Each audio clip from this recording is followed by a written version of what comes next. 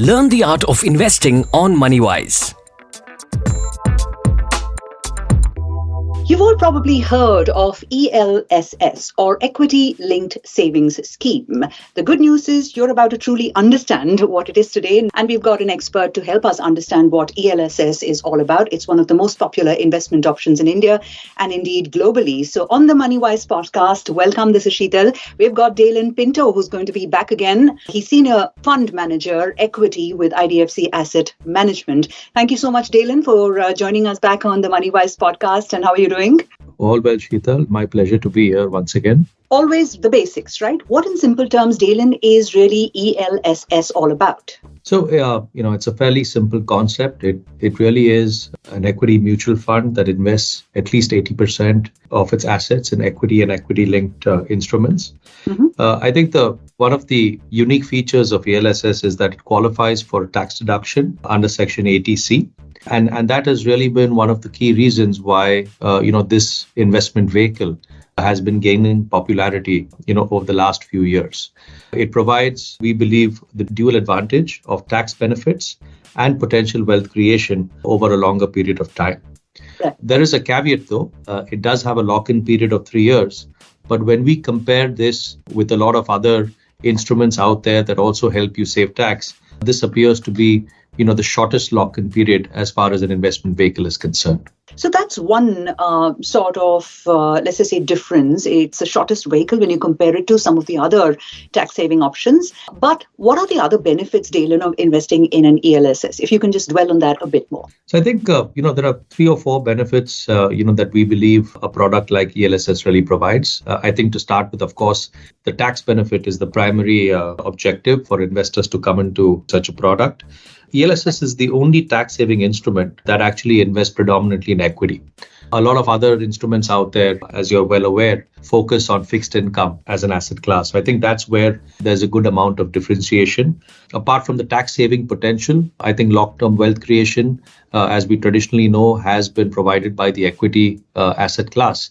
And ELSS is probably, one of the best products that really is a combination of tax saving and long-term wealth creation all rolled into one. The second benefit that we believe this particular investment vehicle provides is the shorter lock-in period as compared to most of the competing investment classes, right? So just take, for example, a PPF, the lock-in we know is much, much longer, whereas here the lock-in is only 3 years. And what I particularly like about a 3-year lock-in is really that while investors worry that their money is stuck, if you talk to any equity mutual fund manager and you ask him what should be the time horizon for one to keep their money in equity, I think very few people actually say anything lower than 3 to 5 years. Right. Mm-hmm. So I think it's more of a mental blockage rather than the reality of how returns are actually, generated in the equity markets as such. Right. So I think that the lock-in period, in my view, is actually a positive rather than a negative. Third is, the relatively lower tax that one needs to pay when they actually exit this investment vehicle, right? Mm-hmm. So this qualifies for long-term capital gains tax under equity investing, which attracts a tax rate of 10% if your gain is more than 1 lakh rupees as per the latest income tax law. So again, fairly tax efficient structure, both at the time of investment as well as at the time of redemption. Right? Mm-hmm. And I think, the fourth aspect is really that it's a product that provides you a very diversified equity exposure with a professional asset management team, that is really there to assess the risks and to provide you an appropriate risk reward strategy over a 3 to 5 year time period, right? So purely wealth creation that can be done in a very diversified portfolio, which is managed by investment professionals. Now, you mentioned one of those, right? The 3-year lock-in period, which a lot of people seem, to think is a bit restrictive, but you said it's actually a benefit. But how practical is an ELSS fund for the average investor? Or rather, what is the need to invest in ELSS funds? You've given us some of the benefits, but that need that really should drive you to make that decision. So, that's a great question. I think most people, when they look at ELSS as a product, I think the biggest drawback for people is that, oh, it has a lock-in, so why should I consider an investment where there is a lock-in? The other type of investor is that, oh, I'm looking to save tax, and therefore, ELSS is one product that helps me save tax. Right. I think both sets of investors have got it right, but they've also got it wrong. From the simple perspective that while ELSS does provide, ability to save tax, I think the larger opportunity that people sometimes don't focus is really on the longer term wealth creation that the product offers. Most often than not, that is actually a larger portion, or rather, if you ask me, a larger area that one needs to focus on rather than just the tax aspect. Right. Similarly, if you look at other investors who worry about the lock-in, I think when you talk to anybody from the equity markets, 3 years is usually a minimum investment horizon that you need to have. We all know that shorter time horizons, increase the probability of actually losing money because equity is a volatile asset class, right? So I think this is really a product which offers the best of both worlds and is often misunderstood as either a tax product or as a product where there is a 3-year lock-in. But when you actually just, take a step back and try and think about, this product, I think it really offers you the best of both worlds. You're listening to MoneyWise, successful investment ideas that create wealth. Did you know? The Indian mutual fund industry had a total of 6.12 crore SIP accounts by December 31st, 2022. That's an increase of over 1.21 crore in 2022. Personal Finance Simplified, only on MoneyWise. I want to go back to the tax benefit aspect of ELSS funds, Daylynn. Does it have any bearing on the year-end tax rush that we all go through?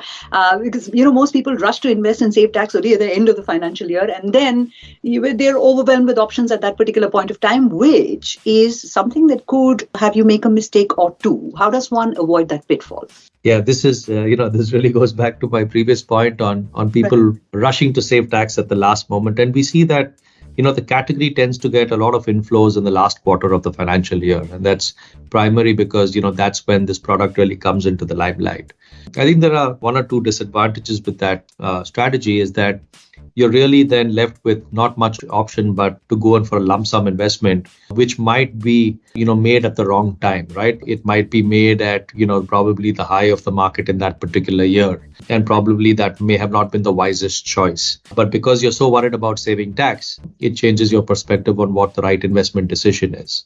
Right. So I think to overcome this problem, our advice has always been, why wait for the last minute? This product offers you an opportunity to invest throughout the year. This product offers you an opportunity to do a traditional SIP, which is a systematic investment plan on a weekly or a monthly basis. And I think, that discipline not only helps you plan your taxes better, but it also helps you plan your investments and savings better in a more measured manner. And it also helps you overcome this whole worry about, is this the right time to buy equity or not, right? So timing the market, as we always, believe, is a futile exercise. So I think, this is how we would advise investors to approach this product. Absolutely. And you brought up a phrase that was part of a previous MoneyWise podcast as well. Time in the market is more important than timing the market, which will always stay with me, Daylynn. So thank you for reinforcing that idea as well for us.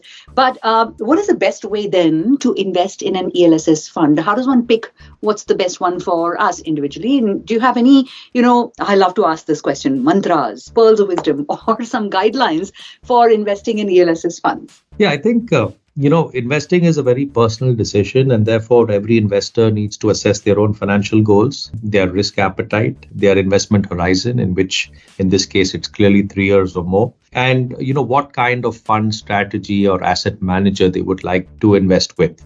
Right. So I think these are the 3 or 4 aspects that are fairly unique to each and every individual, and they really need to try and understand that aspect, maybe with the help of a financial advisor. Right. The second aspect then drills down to, how do I pick a fund, right? And I think there, you probably want to look at the investment framework that a particular asset management follows. What kind of fund manager is managing the product? What is his style of investment? what is his track record, what is his risk reward analysis that he does when he looks to build a portfolio for you, right? So I think that's a very important part. And most importantly is, does a fund manager actually, stay true to label or true to his style of investing, right? Because that's one of the most important aspects, to give you better outcomes, right, in the long run. So I would say that's really how I think one should really approach investing into an ELSS fund. On the last question of pearls of wisdom, I'm a very simple thought process as far as investing is concerned. It's a very boring subject, if you ask me. It's about doing the same groundwork day in and day out on the same set of companies, quarter after quarter, year after year. Right. So that's really how I approach investing. And for me, patience is the key. I think if you have patience, you will be rewarded. And we see that a lot of people, when it comes to equity investing, come for glamour, but rather what you need to do is come for patience, right?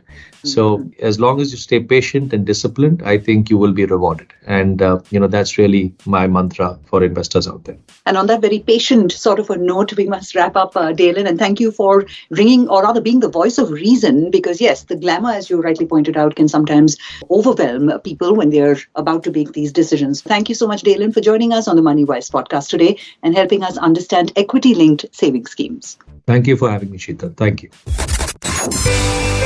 You're listening to MoneyWise, brought to you by IDFC Mutual Funds. Check out the rest of our series for more investment advice.